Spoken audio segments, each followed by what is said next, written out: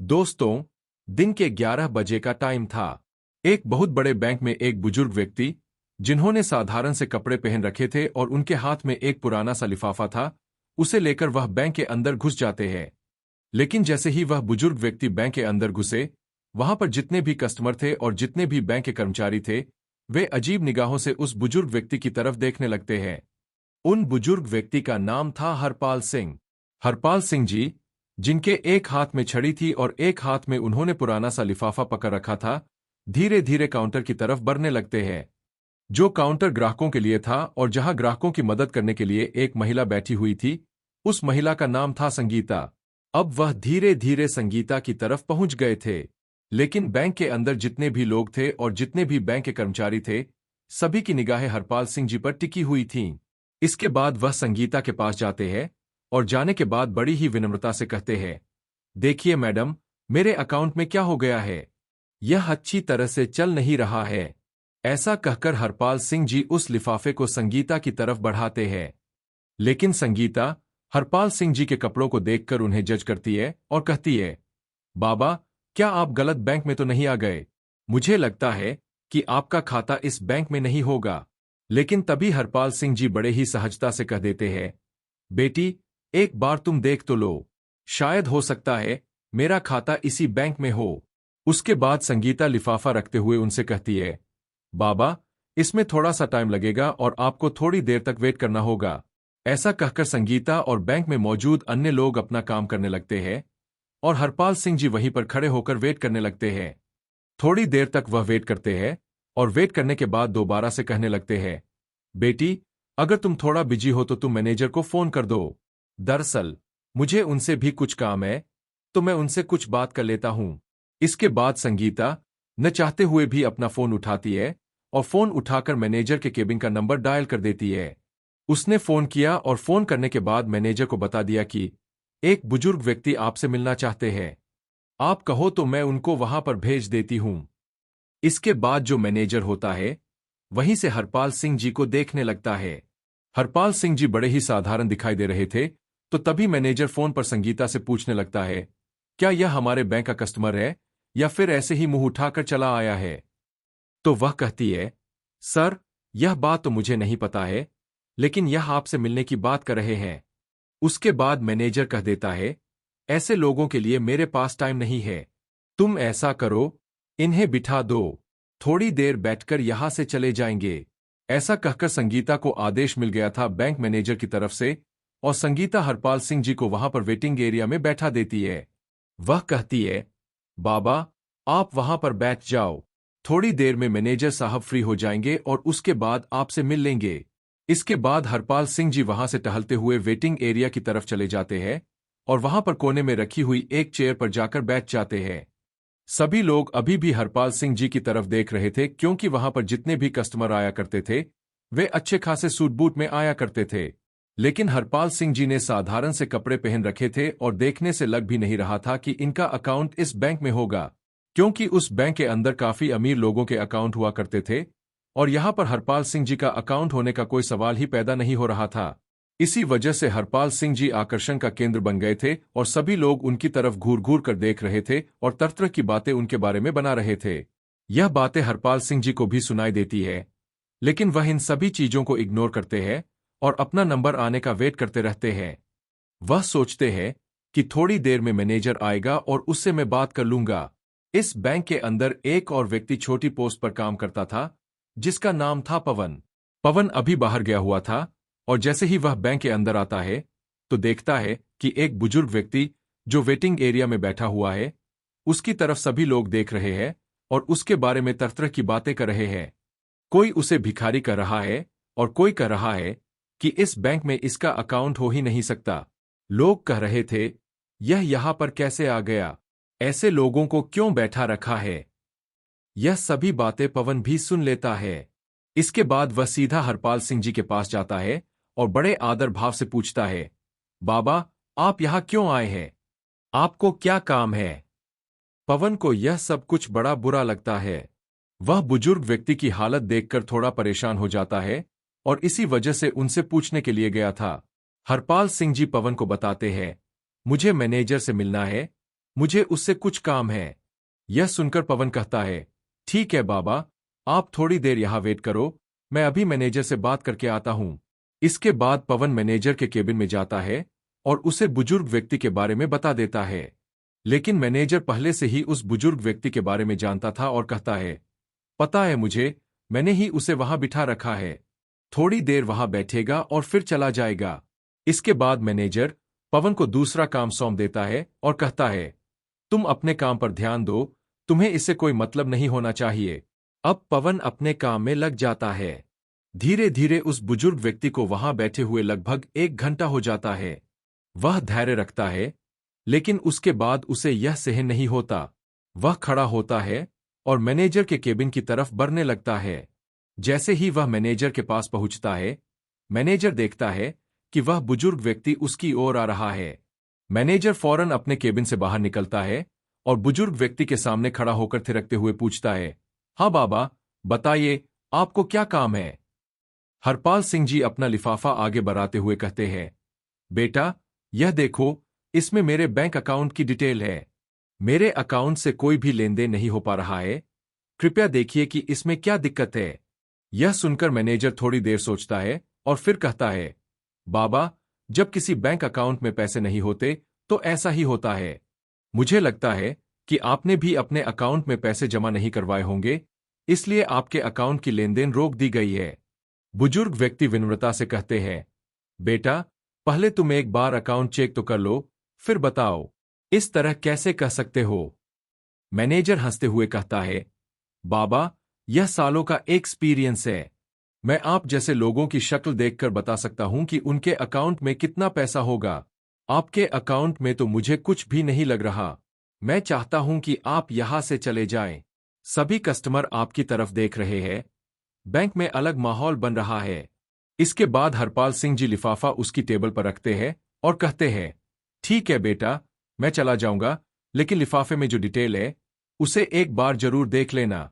ऐसा कहकर हरपाल सिंह जी जाने लगते हैं और जैसे ही वह गेट पर पहुंचते हैं तो फौरन मुड़कर कहते हैं, बेटा, तुम्हें यह सब कुछ करने का बहुत बुरा नतीजा भुगतना पड़ेगा। ऐसा कहकर हरपाल सिंह जी बैंक के मेन गेट से बाहर निकल गए और टहलते टहलते वहां से चले जाते हैं। इसके बाद जब मैनेजर को यह बात सुनाई देती है कि तुम्हें बहुत कुछ भुगतना पड़ेगा, तो उसे थोड़ा अजीब लगता है। लेकिन फिर वह सोचता है कि बुढ़ापे में ऐसे ही कह दिया होगा, कोई खास दिक्कत नहीं है। मैनेजर अपने काम में लग जाता है। इधर टेबल पर वही लिफाफा पड़ा हुआ था जिसके अंदर बुजुर्ग व्यक्ति के बैंक अकाउंट की डिटेल थी। इसके बाद पवन उस लिफाफे को उठा लेता है और अपने कंप्यूटर के सर्वर में लॉग इन करके उस लिफाफे के अंदर दी गई जानकारी के हिसाब से ढूंढने लगता है।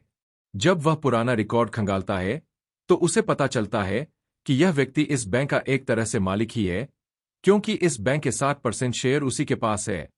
अब यह जानकर पवन बड़ा ही हैरान होता है और फिर डिटेल को ध्यान से पढ़ता है। डिटेल पढ़ने के बाद उसे पूरी तरह यकीन हो जाता है कि यह तो इस बैंक के मालिक ही है। इसके बाद पवन उस रिपोर्ट की एक कॉपी निकालता है और बैंक मैनेजर के पास जाने लगता है। बैंक मैनेजर उस समय अपने केबिन में किसी अमीर कस्टमर से बात कर रहा था और उन्हें तरह की स्कीमें बता रहा था। पवन यह सब नोट करता है और फिर केबिन के अंदर जाने लगता है। बैंक मैनेजर उसे इशारा करके पूछता है, तुम यहां किस लिए आए हो? पवन भी इशारे से ही बता देता है कि यह एक रिपोर्ट है उस व्यक्ति की जो कल बैंक में आया था और जिसे आपने बिना ध्यान दिए ही यहां से भेज दिया। अगर आप इसे एक बार देख ले तो अच्छा रहेगा। ऐसा कहकर पवन ने वह रिपोर्ट मैनेजर की टेबल पर रख दी। लेकिन तभी मैनेजर अपने क्लाइंट से थोड़ी देर के लिए एक्सक्यूज मी कहता है और पवन से कहता है, देखो भाई, हमारे पास ऐसे वैसे लोगों के लिए टाइम नहीं है। इसके बाद पवन बड़े आदर से कहता है, सर, अगर आप इसे एक बार देख लें तो बेहतर होगा। लेकिन मैनेजर रिपोर्ट को आगे सरकाते हुए कहता है, मुझे इसे नहीं देखना और नहीं मुझे ऐसे कस्टमर में कोई दिलचस्पी है। यह कहकर उसने रिपोर्ट वापस पवन की तरफ बढ़ा दी। पवन वह रिपोर्ट उठाकर अपने काम में लग जाता है। बैंक के अंदर का माहौल अब शांत हो गया था। सभी लोग अपने अपने काम में व्यस्त हो गए और धीरे धीरे शाम हो गई। अगले दिन, दूसरे दिन, उसी समय जब हरपाल सिंह जी कल बैंक में आए थे, वे फिर से आते हैं। लेकिन आज उनके साथ एक सूट बूट पहना व्यक्ति भी था जिसके हाथ में एक ब्रीफ केस था। वे जैसे ही अंदर आते हैं, बैंक में मौजूद सभी लोगों का ध्यान उनकी ओर चला जाता है। इसके बाद हरपाल सिंह जी मैनेजर को अपनी ओर बुलाने का इशारा करते हैं। मैनेजर भी डरते हुए अपने केबिन से बाहर निकलकर हरपाल सिंह जी के सामने आकर खड़ा हो जाता है। तभी हरपाल सिंह जी मैनेजर से कहते हैं, मैनेजर साहब, मैंने आपसे कहा था ना कि यह बात आपको बहुत भारी पड़ेगी। आपने कल मेरे साथ जो किया था वह बिल्कुल भी बर्दाश्त के लायक नहीं है। अब आप अपनी सजा भुगतने के लिए तैयार हो जाइए। यह सुनकर मैनेजर थोड़ा घबरा जाता है, लेकिन फिर सोचता है, आखिर यह मुझे क्या सजा दे सकते हैं? भला मेरे साथ क्या कर सकते हैं? इसके बाद हरपाल सिंह जी कहते हैं, तुम्हें मैनेजर के पद से हटा दिया गया है। तुम्हारी जगह अब पवन इस बैंक का नया मैनेजर होगा और तुम्हें फील्ड का काम देखना होगा। यह सुनकर मैनेजर बौखला जाता है और कहने लगता है, आप होते कौन हैं मुझे हटाने वाले? तो हरपाल सिंह जी मुस्कुराते हुए कहते हैं, मैं इस बैंक का मालिक ही समझ लो, क्योंकि इस बैंक के 60% शेयर मेरे पास है। मैं चाहूं तो तुम्हें हटा भी सकता हूं और किसी और को तुम्हारी जगह बैठा भी सकता हूं। यह बात सुनकर बैंक के अंदर जितने भी कर्मचारी थे और जो कुछ कस्टमर कल भी इस बैंक के अंदर आए थे और आज भी आए थे, वह सभी लोग एकदम से हैरान हो जाते हैं और हरपाल सिंह जी की तरफ फटी की फटी रह गई निगाहों से देखने लगते हैं। इसके बाद वह व्यक्ति जो हरपाल सिंह जी के साथ आया था, वह अपने उस सूटकेस को खोलता है और खोलने के बाद उसमें से एक डॉक्यूमेंट निकालता है जो कि पवन की प्रमोशन का था। उसे एक बैंक मैनेजर बना दिया गया था। इसके बाद दूसरा लेटर निकलता है जिसे वह बैंक मैनेजर को दे देता है और कहता है कि अगर तुम्हें फील्ड में ड्यूटी करनी है तो तुम बेशक से कर लो, लेकिन मैनेजर बनकर तुम इस बैंक में नहीं रह सकते। यह बात सुनकर मैनेजर के पसीने छूटने लगते हैं और वह अपनी कल की गलती के लिए बुजुर्ग व्यक्ति से माफी मांगने लगता है। लेकिन तभी हरपाल सिंह जी उसे उठाते हैं और कहते हैं, माफी किस बात की मांग रहे हो और मैं किस वजह से तुम्हें माफ कर दूं? तुमने मेरे साथ जो व्यवहार किया था वह हमारे इस बैंक की पॉलिसी के खिलाफ है। क्या तुमने कभी भी इस बैंक की पॉलिसी नहीं पढ़ी? यहां पर गरीब और अमीर में कोई भी फर्क नहीं किया जाएगा और सभी को एक ही पल्ले में तोला जाएगा। दरअसल इस बैंक की स्थापना हरपाल सिंह जी ने की थी और उन्होंने यह बात पहले ही घोषित कर दी थी कि इस बैंक के अंदर किसी को भी गरीब नहीं समझा जाएगा और ना ही किसी को ज्यादा अमीर समझा जाएगा। सभी के साथ सामान्य व्यवहार किया जाएगा और यदि कोई भी बैंक का स्टाफ ऐसा करता है तो उसके खिलाफ कड़ी से कड़ी कार्रवाई की जाएगी। इसके बाद हरपाल सिंह जी कहते हैं, मैं तो तुम पर रहम कर रहा हूं कि तुम्हें काम करने योग्य छोड़ रहा हूं, वरना मैं चाहूं तो तुम्हें यहां से हटा भी सकता हूं। जो तुमने मेरे साथ किया है वह बिल्कुल भी किसी के साथ नहीं होना चाहिए। तुम्हारे बैंक में काम करने वाला पवन, जिसके हाथ में कुछ भी नहीं था, लेकिन फिर भी उसने मुझसे आकर पूछा और मेरे लिए कुछ करना चाहा, तो इस पोस्ट के लिए वह असली हकदार है, ताकि वह ग्राहकों को अच्छी तरह से समझ सके और उनके कपड़ों को देखकर उन्हें जज ना करे। ऐसा कहकर हरपाल सिंह जी संगीता को बुलाते हैं और उसे भी इस बात के लिए फटकार लगाते हैं। वह कहते हैं, मैं इसे पहली गलती समझकर तुम्हें माफ कर रहा हूं, लेकिन बैंक के अंदर कोई भी व्यक्ति अगर आए तो उसे उसके कपड़ों से जज नहीं करना है, उसके बारे में तसल्ली से देखना चाहिए। अगर तुम मुझे पहले ही हैंडल कर लेती तो इस मैनेजर के पास मुझे नहीं जाना पड़ता और मुझे और ज्यादा अपमान का सामना नहीं करना पड़ता। इसके बाद संगीता हाथ जोड़ने लगती है और उनसे माफी मांगने लगती है। वह कहती है, बाबूजी, मुझे माफ कर दो, मुझसे बहुत बड़ी गलती हो गई और आगे से आपको ऐसा कुछ भी देखने को नहीं मिलेगा। इसके बाद हरपाल सिंह जी वहां से उस व्यक्ति के साथ वापस जाने लगते हैं और सभी लोगों से कहकर जाते हैं, पवन से बहुत कुछ तुम्हें सीखने की जरूरत है। इससे जितना हो सके उतना सीख लीजिए, तुम्हारे लिए अच्छा होगा। अब मैं बीच बीच में यहां पर किसी न किसी को भेजता रहूंगा जो तुम्हारी इन हरकतों के बारे में अच्छी तरह से मुझे रिपोर्ट दे सके। ऐसा कहकर हरपाल सिंह वहां से चले जाते हैं और बैंक का पूरा स्टाफ इस बारे में बात करने लगता है। सभी सोचते हैं कि अब अच्छी तरह से काम करना होगा, कहीं अगली बार उनका नंबर ना आ जाए।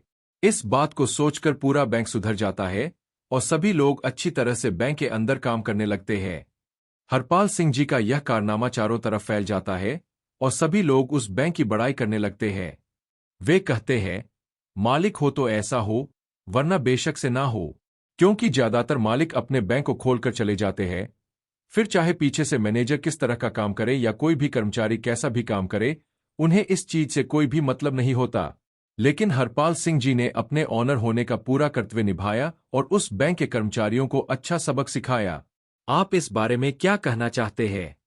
हरपाल सिंह जी के बारे में आप क्या कहना चाहते हो? पवन के बारे में अपनी राय कमेंट बॉक्स में लिख सकते हो और लोगों के साथ शेयर कर सकते हो।